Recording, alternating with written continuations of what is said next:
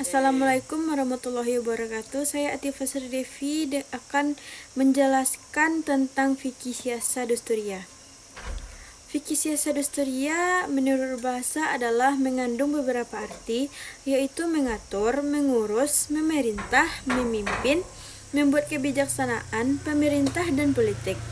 Secara terminologis, siasa adalah mengatur atau memimpin sesuatu dengan cara membawa kemaslahatan. Siasa adalah ilmu pemerintahan untuk mengendalikan tugas dalam negeri dan luar negeri, yaitu politik dalam negeri dan luar negeri serta kemasyarakatan, yakni mengatur kehidupan umum atas dasar keadilan dan istiqomah. Dusturia berasal dari bahasa Persia yang berarti dustur. Semula arti adalah seseorang yang memiliki otoritas baik dalam bidang politik maupun agama.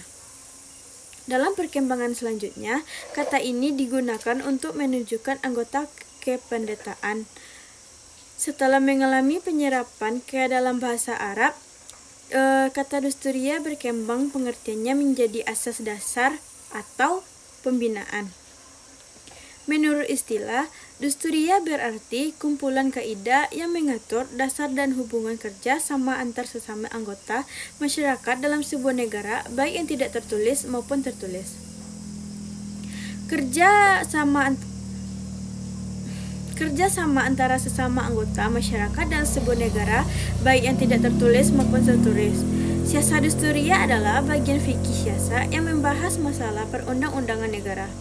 Dalam hal ini juga dibahas antara lain konsep-konsep konstitusi atau undang-undang dasar negara dalam sejarah lahirnya perundang-undangan dalam suatu negara.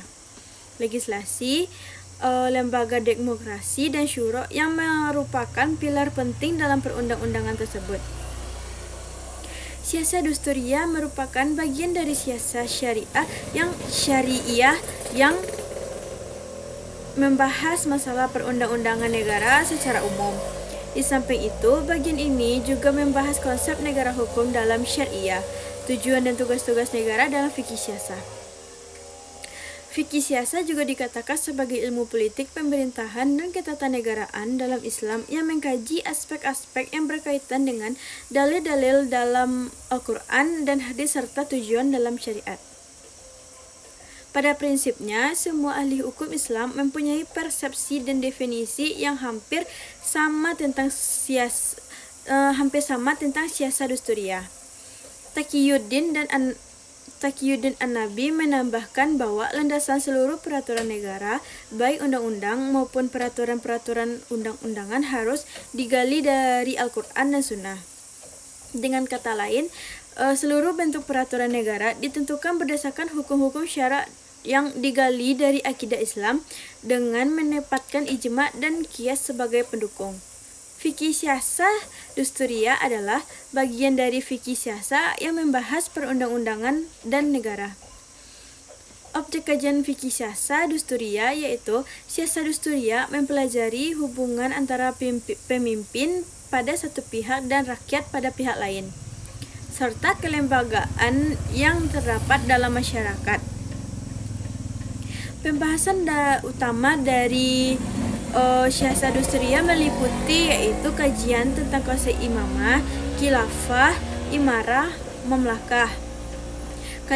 Yang kedua, kajian tentang rakyat, kedudukan, hak, dan kewajiban. Yang ketiga yaitu tentang ba'iyah dan zaman ke zaman. Yang keempat yaitu kajian tentang waliul ahdi. Kelima, kajian tentang perwakilan atau wakalah. Yang keenam tentang ahli wal aqd. Dalam siasa dusturia dikaji secara mendalam hal-hal yang berhubungan dengan perwakilan rakyat, hubungan orang muslim dengan non-muslim dalam suatu pemerintahan dalam negara, partai politik, pemeliharaan umum, dan sistem-sistem pemerintahan yang dianut suatu negara tertentu. Bidang yang berkaitan dengan hal ini disebut dengan siasa tasyri'iyah. Persoalan kepemimpinan dalam suatu negara berkaitan pula dengan adanya janji-janji pemimpin pada umumnya yang diikrarkan secara sakral, sebagaimana dikatakan sebagai bai'ah. Sedangkan sistem pemerintahan dan kabinet serta waliul ahdi disebut sebagai siasah tanfidiyah. Sumber fikih dusturi pertama adalah Al-Quran Al-Karim, yaitu ayat-ayat yang berhubungan dengan prinsip-prinsip kehidupan kemasyarakatan, dalil-dalil kuli dan semangat ajaran Al-Quran. Kemudian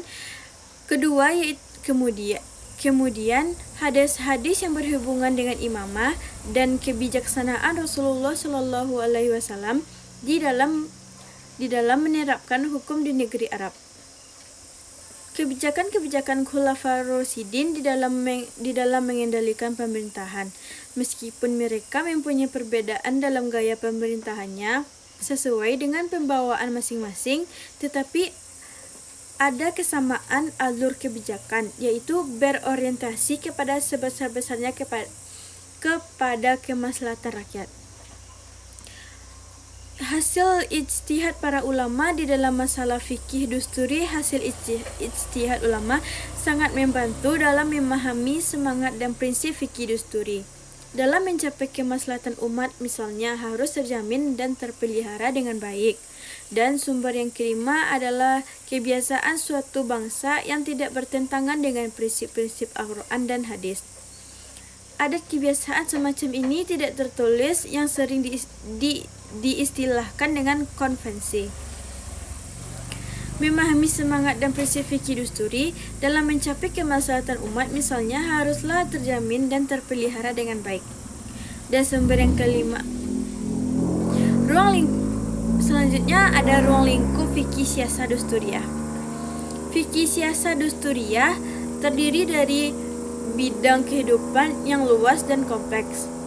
Semua persoalan tersebut dan persoalan fikih siasah dusturiyah umumnya tidak lepas dari dua hal pokok, yaitu Al-Quran yang menjadikan patokan dalam segala bidang. Al-Quran yang dijadikan patokan dalam segala bidang hal mengurus tatanan kehidupan umat, termasuk dalam hal bernegara, baik untuk melakukan aturan hukum ataupun untuk mengatur akhlak manusia.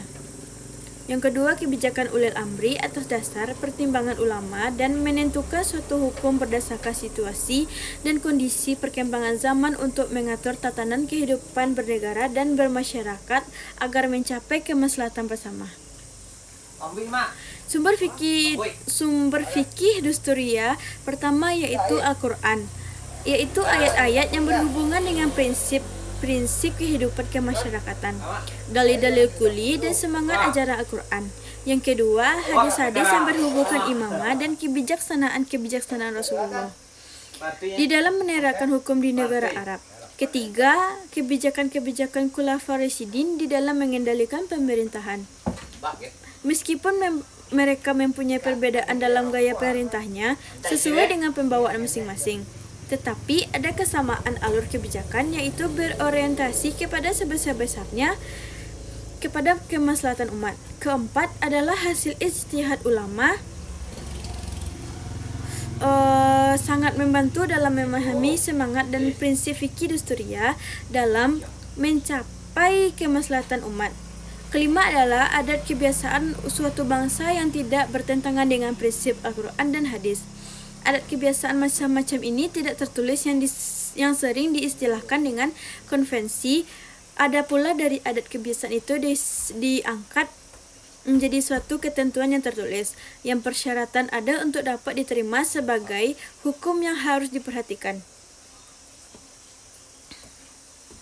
Kebiasaan adat tertulis ini biasa diterapkan oleh negara-negara yang mayoritas masyarakatnya Muslim, tapi dalam perundang-undangan tidaklah merujuk pada Al-Quran dan hadis, melainkan melihat dari kemaslahatan umat manusia.